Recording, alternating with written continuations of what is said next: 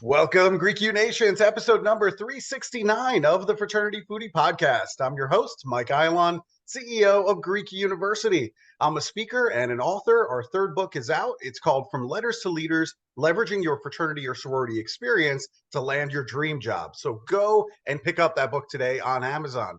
We call these episodes the Fraternity Foodie Podcast because there's nothing like great food to bring college students together. Fun fact, Daytona Beach was the top destination for spring break when I was in college. My fraternity brothers and I drove by car straight through the night from Buffalo, New York to Daytona Beach, Florida every single year by rotating drivers every 6 hours. And we had the times of our lives, okay? And I know times have changed. I know the locations for spring break have now become a bit more exotic. But that city and the people were absolutely wonderful to us.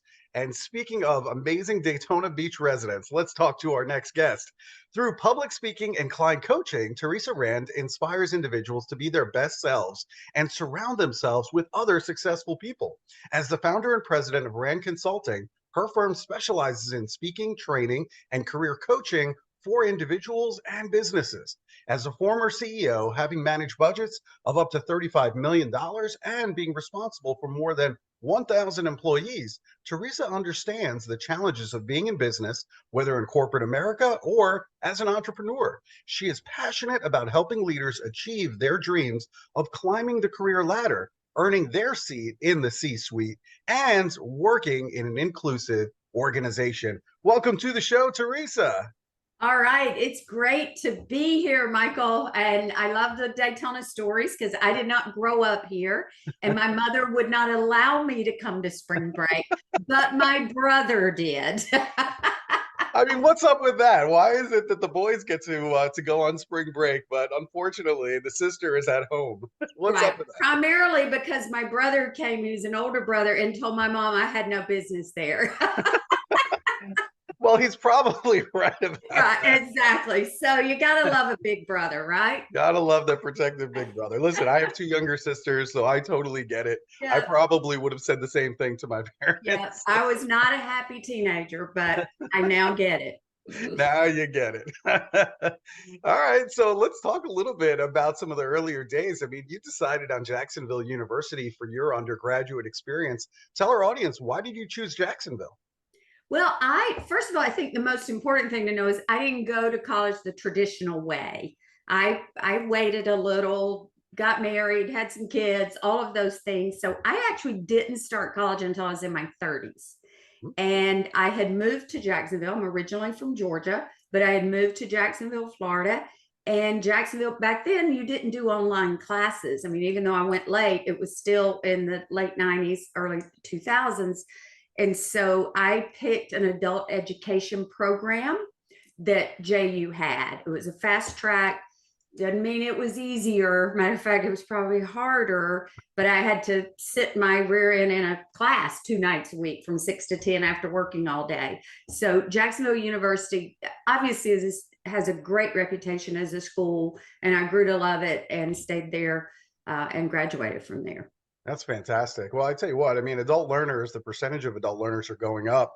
And, right now I'm in a doctorate program. I get to do it from home and do it whenever I want. So I have to give you all the props in the world for working all day and then sitting in class in the evening.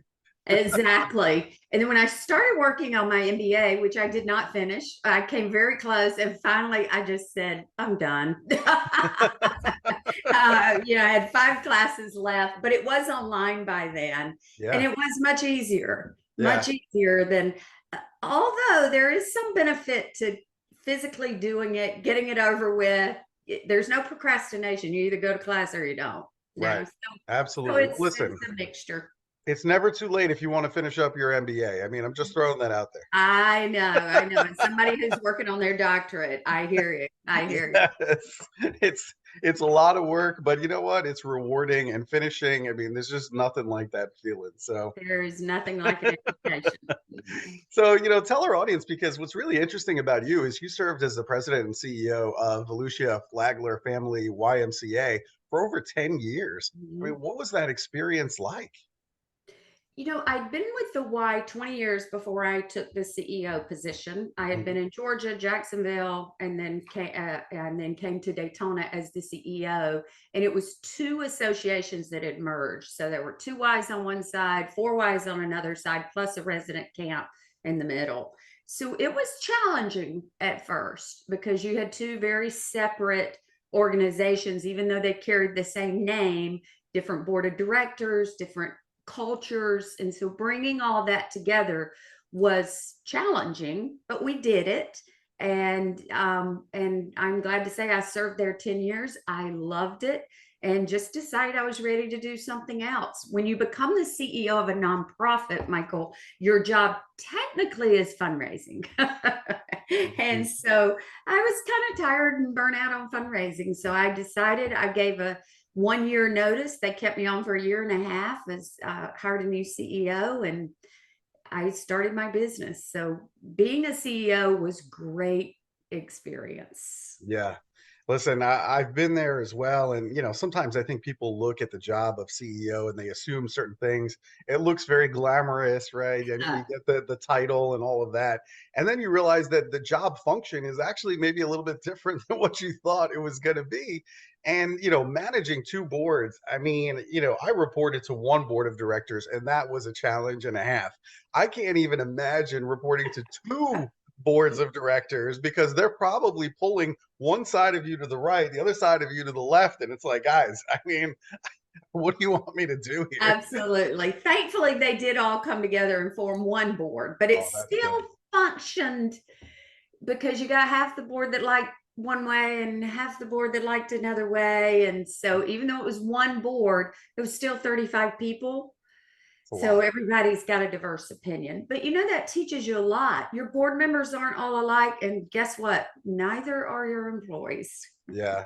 All of that is true. I mean, 35 people, that's a lot. And that's a lot of people to report to. Boy, oh boy, that's a challenge. But I mean, good on you. I'm sure it was a great experience, and that allowed you Absolutely. to grow and build this company where you can help other people. So I think that's fantastic. And you use the DISC assessment quite often. I'm familiar with the DISC assessment, but maybe our audience isn't. I mean, tell our audience, what is that? How would that be valuable to a college student to go through that assessment? Yeah, I'll start, Michael, by saying any personality assessment is valuable to Mhm, a college student or, quite frankly, anyone. mhm, So, whether it's DISC, I think we're going to talk about Gallup Strengths. I do another one called Code Breaker. There are millions of them out there. Just pick one. mhm. But what I caution people is pick one and then pick someone that's an expert in it to debrief it with you. You get a report and you can read it, but it's not the same as somebody knowing what questions to ask you. Maybe there's pieces you don't agree with, and somebody can ask you the questions and you go, oh, yeah, that probably is me.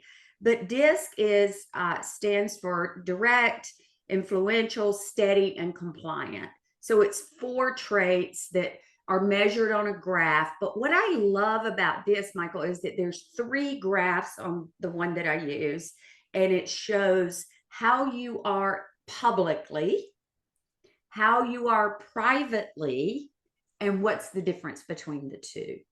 Mhm. And while it's important to know who you are, if you are totally changing who you are to be public facing, that's not going to last very long. You're going to burn out. You're going to get found out that you're not authentic, whatever the case may be. So it's an interesting assessment to figure out how aligned the two faces of Michael are. Is Mhm. Michael the same at work as he is at home? I don't know, but this tells us. And we're not talking about, there are certain business etiquette you have to do at business. We're just talking about your basic personality. It should be similar. You should be looking or in a job that allows you to use who you really are. And that's what the disc shows us. Got it. Okay. And the other one that you mentioned that's really popular, especially within higher ed, is the Clifton Strengths Finder Assessment. Talk to our audience, how is that particular assessment different from the DISC assessment? They're very different. And if I'm looking at it working with a college student, I would start with the strengths, Mhm. because the disc is really more when you're in a working environment. It's used very often as part of the hiring process. Working with a company now that we're using it after we get down to the final two interviews. We do that and see how they are on paper. It's just a tool, one part of a tool. But the strength assessment is solely about you. There are 34 different traits that Dr. Clifton, when he invented this thing in the 30s, I think, and over 21 million people have taken it. So pretty good data set, right? As a PhD candidate. But what it tells us, out of 34 traits that all humans have, the disc gives us what are the 5 we're the best at. So I'll give you an example. I'm an achiever, discipline, responsibility, relator, and intellection. So if I know what those mean, I'm better off to spend my time doing the things I'm naturally good at, as opposed to working on my weaknesses. Often people say, what are your strengths? What are your weaknesses? And we need to work on our weaknesses. Not really. And again, I'm not talking about when people say, well, I'm always late and that's just me. No, that's just rude. That's not just you. That is not one of the 34 talents. You can be on time. There may be another strength that makes us understand why that is the case. But using and knowing your strengths early on in your life and career can really help you pick the right place for you to be. Yeah, that is the best point right there. That's why I strongly suggest doing it proactively, not even waiting for an employer to give it to you. Absolutely. Just be proactive about it. And if you're a high school student, these are great assessments to Yep. take. If you're a college student, these are great assessments to take. Why? Because it gives you the language that you need in an interview situation or on your resume or in a college application.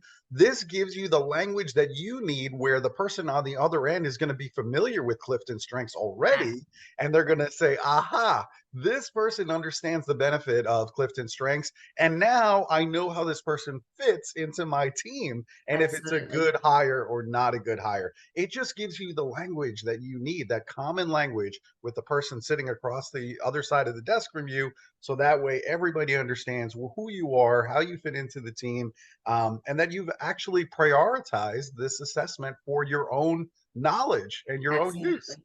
It's a Absolutely. beautiful thing. It really, really is. I And wish that more students would do it. you're right. Almost every employer that is hiring has taken or knows disc and strengths. Those are probably the top 2 Mhm. and they know. So if you start talking about those, number one, it shows you took initiative to kind of match yourself to the right environment. Mhm. And most employers know those 2 assessments. Yeah, you start talking about Clifton Strengths in an interview situation as a college student, I tell you, you are going to stand head and shoulders above Absolutely. all the other interviews. Okay. Absolutely. So don't say I didn't tell you anything or teach you anything in this interview. Okay. That is critical stuff.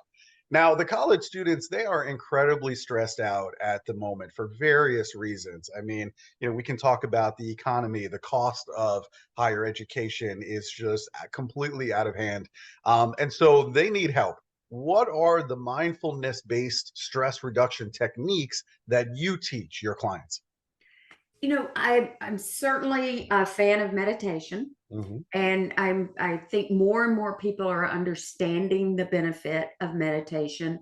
But what I like to tell anyone, not just a college student, is you don't have to sit in the yogi position for 2 hours to meditate. Mhm. You can meditate while you're taking a shower. Just keep things quiet. You can meditate while you're driving. Eyes are open, obviously. It's only 1 minute, 2 minutes, 10 minutes of just listening to your own voice and being silent. We do that so few times anymore. The radio's on, the TV's on, somebody's talking, the phone's in our hand, all of those things. Meditation really is just taking a moment to be silent. And when you're going through your day, you can still take these moments to be silent before you react. One of the things we did with our executive team at the Y was is we used an acronym called STOP. Before we voiced something, especially if we were stressed, it was stop, take a breath, observe what's really going on, and then proceed. So and that doesn't take long. Just take a deep breath before you open your mouth. I like that.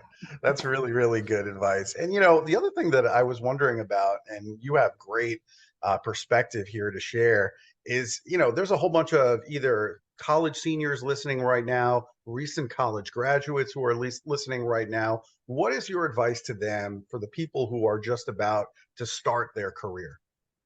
Well, I'm going to go back to what we talked about, get an assessment done, and you can go online and do it. It's $20, I think, first things. You don't have to have a consultant to do it, and at least get a general idea. And then when you're looking for a career, you want to match, and there's all kind of things in college where you can go and take career tests and assessments and all of those things.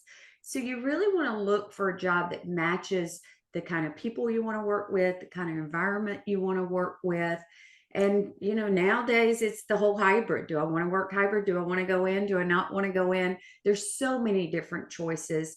But number one is take your time. Yeah, I like that. That's a good point. Not rush into it and really make sure that you have a good fit. I think, too many college students, they just get into whatever it is, the first thing that comes to them. But if they just kind of take their time, look at their options, and really make sure that it's a good fit in terms of the values, your personal values, the corporate values, what kind of a workplace is it? Just like you said, in person, hybrid, is it virtual? What are the types of people you want to be around? What is the corporate culture like? Do they, have, frequent picnics and, other events in the corporate field? I mean, you really spend your time, I think, on the front end doing that work, because then I think long term, it's going to be easier for you rather than you getting into a position and then 6 months later saying, I didn't choose the right place for me. Absolutely. That can be a painful lesson. And I always tell anyone that's interviewing, it's a two-way interview. You should be prepared to interview them as well. And if they offer you a job and you decided that I didn't like something, you don't have to take it. It's not a blemish or anything if you are offered a job and you say thank you but no thank you, I'm going in a different direction or whatever. You don't have to take it, but do your homework.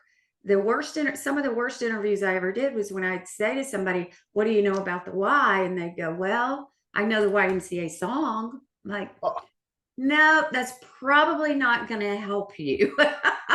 No, definitely not. True story. And they wouldn't know a whole lot else. Yeah. In today's technology world, there is no excuse for not knowing as much about a company you're interviewing with as humanly possible, or AI possible. Yeah, that's a great point.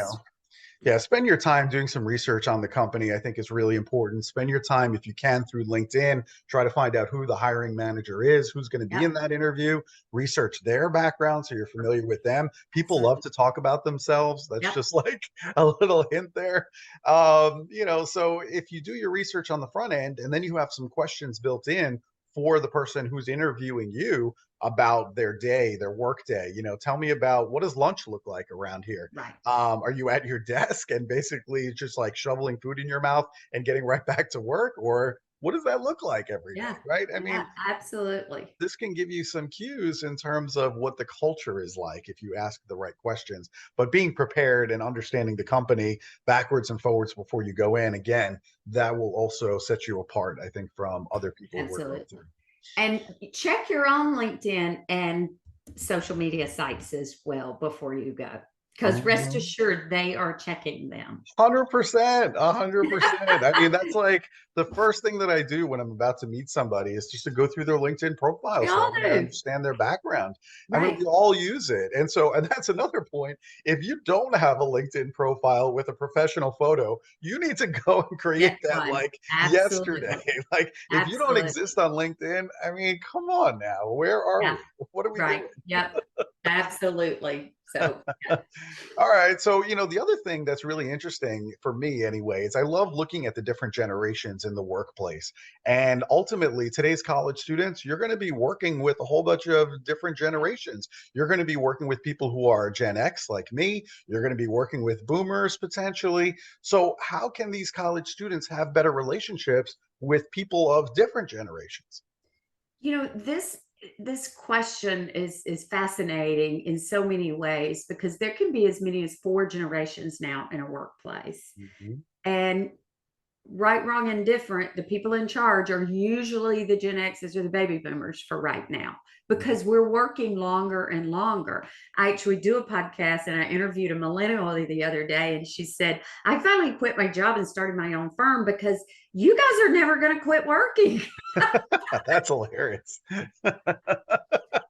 And I was like, oh, I haven't really thought about that. She said, you're going to work till you're 70. I'm going to be 50 before I get a promotion. So that's not always true, but there is some truth in that. And I thought a lot about this question because you had sent it to me. And I don't want anyone to think they have to change who they are to get along with another generation. Because, in my opinion, us boomers, I'm kind of on the fence between boomers and Gen X, Mhm. we need to be a little more accepting as well. The younger generation is not a bad generation. There's a lot of good work ethic. There's a lot of smart young people, and we need to be open as well. What I like to tell people of all ages is to have what I call a personal board of directors. And that personal board of directors should include people from all adult ages Mhm. that you can learn to have or get to know, have lunch, have coffee, have wine, whatever, and get to know someone one on one of a different generation. And you're more likely to be comfortable with different generations when you go into the workforce. I like that a lot. That's really good. And I agree with you wholeheartedly. First thing, I see a lot of comparisons of generations on social media. Like, I'm better than you, you're Right. lazy. I Like, can't I see all of stand this stuff. that. Okay. Forget all of that. None of that is true. There is no generation that is any better than any other Absolutely generation. It not. doesn't exist. It's just we come from different places based on our experiences. That's it. And so That's if it. you understand what Teresa has gone through as a young child, for example, or what I've gone through as a young child, what events happened during our childhood or as we grew up, then you'll understand a little bit more on why maybe the boomers and Gen X never want to retire and we want to work until Right. the end, Exactly. right? Because you'll understand how we were brought up, that perhaps we lived through certain events that might lead us to that decision. So Absolutely. again, I mean, that's really what it's all about. It's just more about understanding who we are, where we come from, and why we do the things that we do. It's not to say that anyone is any better than the other.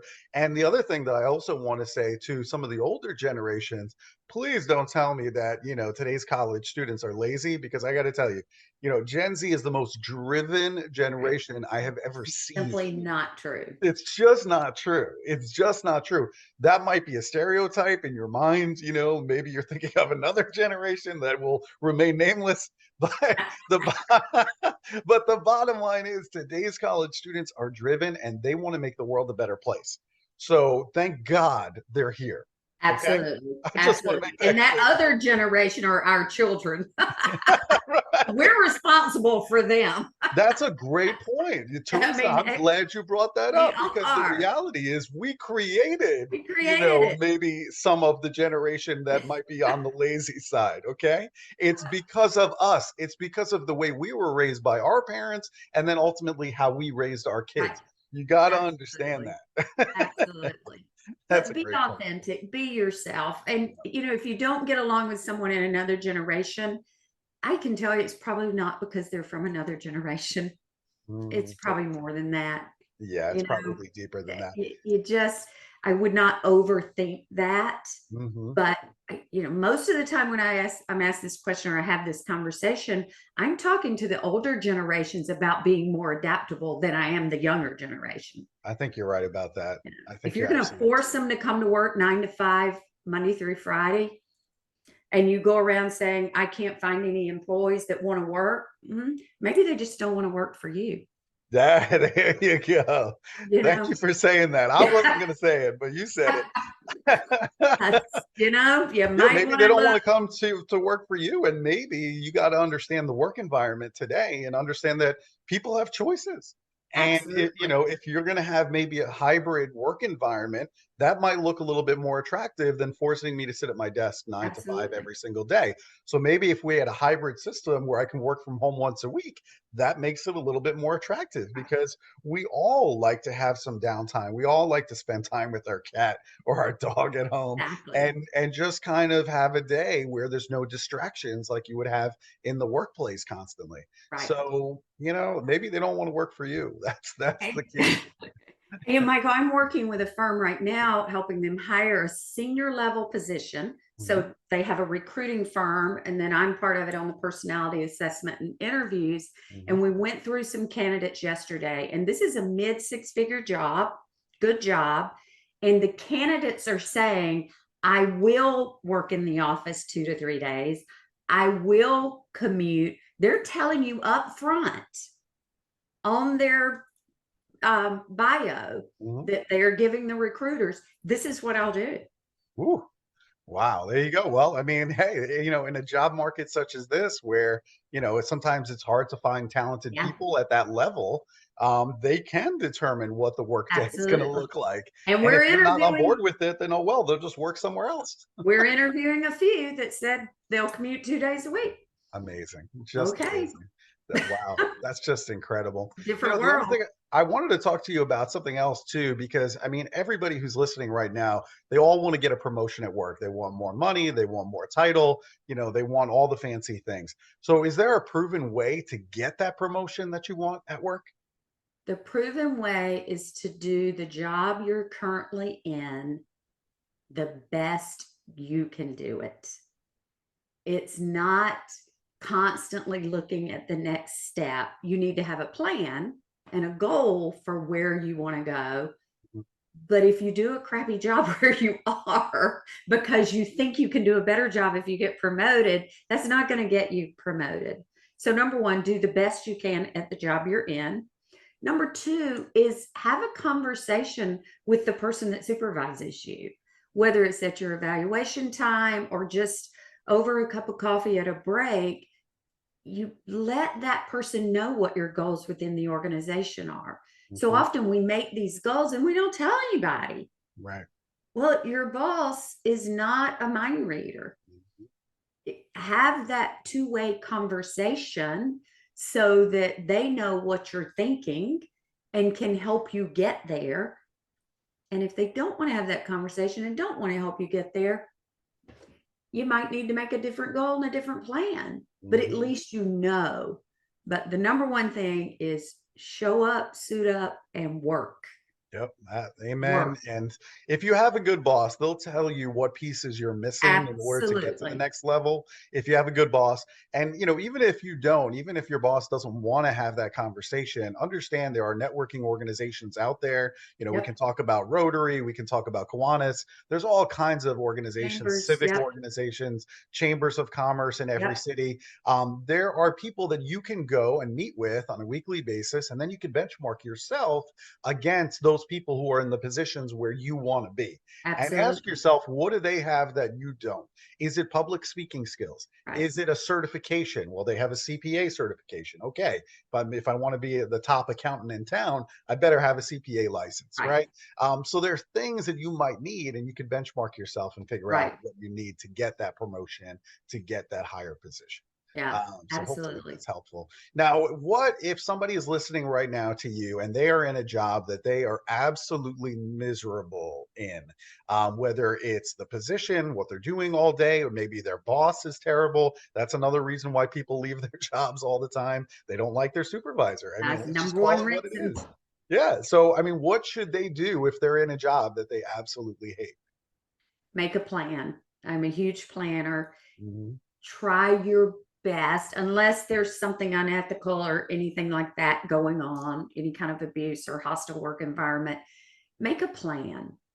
When you know you want to move, need to move, decide where you're going to move to. That old adage that my parents told me and is, it's easier to get a job when you have a job, I Yep. think is still true. Yep. It's still, you don't have to explain a gap, you don't do any of those things, but make a plan and decide what is it that you don't like about this job.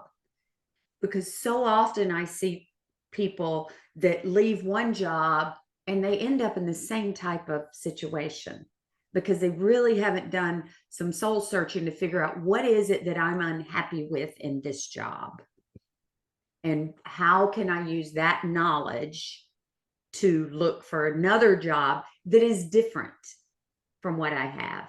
It's much easier to put yourself in the right place when you know what you don't want.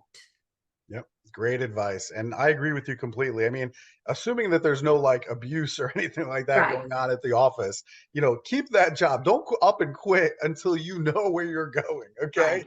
Because I've seen too many people just up and quit and they don't have a job. And then it's like, okay, well, how are you going to pay the rent this month?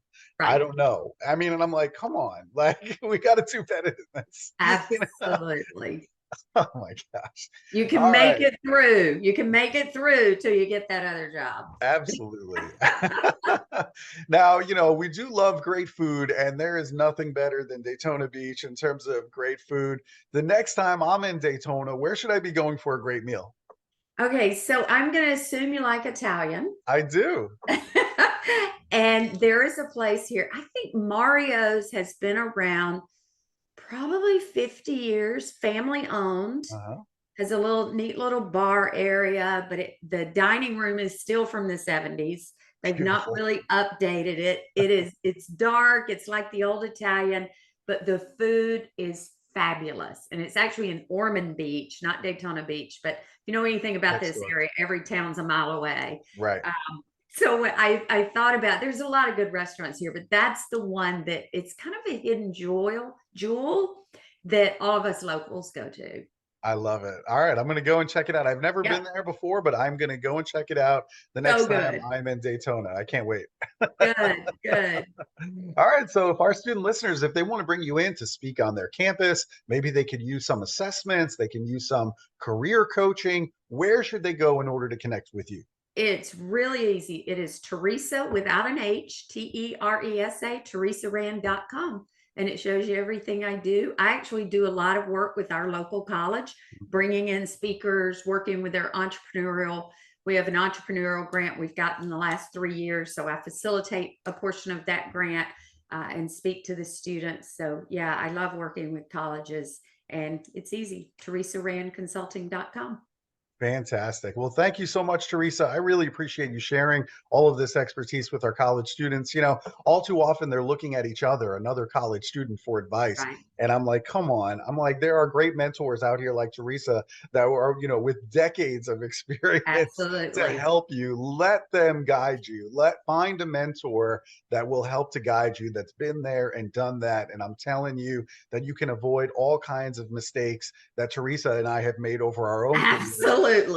There's no reason for you to repeat them. There's really No, no you're going to reason. make your own. Let me teach you some you can avoid. All right. This has been a lot of fun. Thanks so much for being here. Thank you very much, Michael. It was fun. Well, good. Well, thanks so much. And to our listeners, if you enjoyed this conversation with Teresa, make sure that you like it. Make sure that you share it on social media with other college students and other college campuses. And we hope to see you on another episode of the Fraternity Foodie Podcast. Thanks so much for being here. We'll see you next time.